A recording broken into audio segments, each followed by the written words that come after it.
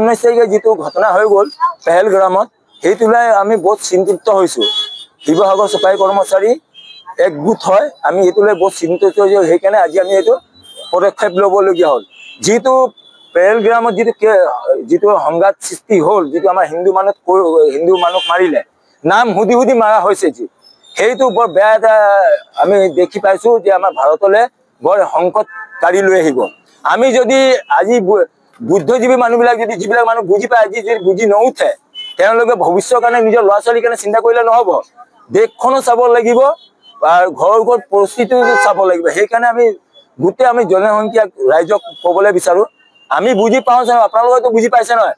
আপুনি ল'ৰা ছোৱালীৰ কাৰণে যিটো টকা ঘটিছে, কালি যদি দেশৰ মানুহবিলাক যদি এনেকুৱা যদি জীয়াই থাকে, তেতিয়া আপোনালোকে ল'ৰা ছোৱালীৰ কাৰণে কমাই থৈ দি যোৱা লাভ নহ'ব। সেইকাৰণে আজি চফাই কৰ্মচাৰী যিটো পেহেলগ্ৰামত যিটো হ'ল হত্যাখন, সেইটোৰ ওপৰত আমি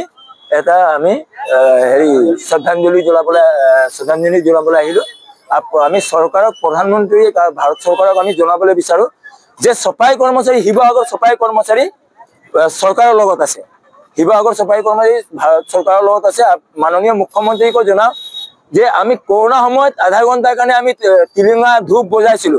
আজি যিটো পেহেলগ্ৰামত যিটো হ'ল, আধা ঘণ্টাৰ কাৰণে তেওঁ এইটো ষ্টেটমেণ্ট দিয়া নাই নহয়। গোটেই দোকান বন্ধ কৰি, অফিচ বন্ধ কৰি আধা ঘণ্টাৰ কাৰণে তেওঁলোকে এইটো কেছটো লয় যে তাৰ কাৰণে আমি পেহেলগ্ৰাম যিটো কেছটো হ'ল তাৰ কাৰণে আমি এটা শ্ৰদ্ধাঞ্জলিৰ কাৰণে আধা ঘণ্টাৰ কাৰণে তেওঁ মাননীয় মুখ্যমন্ত্ৰীক মই চফাই কৰ্মচাৰী ক'বলৈ বিচাৰো যে আধা ঘণ্টাৰ কাৰণে অসমৰ দোকান অফিচ যে শ্ৰদ্ধাঞ্জলিৰ কাৰণে পেহেলগ্ৰামত যিটো হ'ল সেইটো কাৰণে তেওঁ আধা ঘণ্টাৰ কাৰণে বন্ধ কৰি এইটো ওপৰত কৰিবলৈ।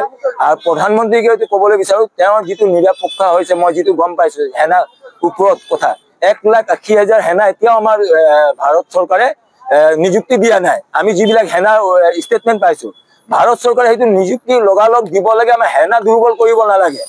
আৰু যিবিলাক মানুহ সেইটো আমাৰ ভাৰতত থাকি বিধায়ক মন্ত্ৰী যিবিলাক এনেকুৱা কয় 370 ধাৰাটো আঁতৰাব লাগে, সেইবিলাক মানুহ পাকিস্তানত গৈ ইলেকশ্যন খেলিলে হৈ গ'ল।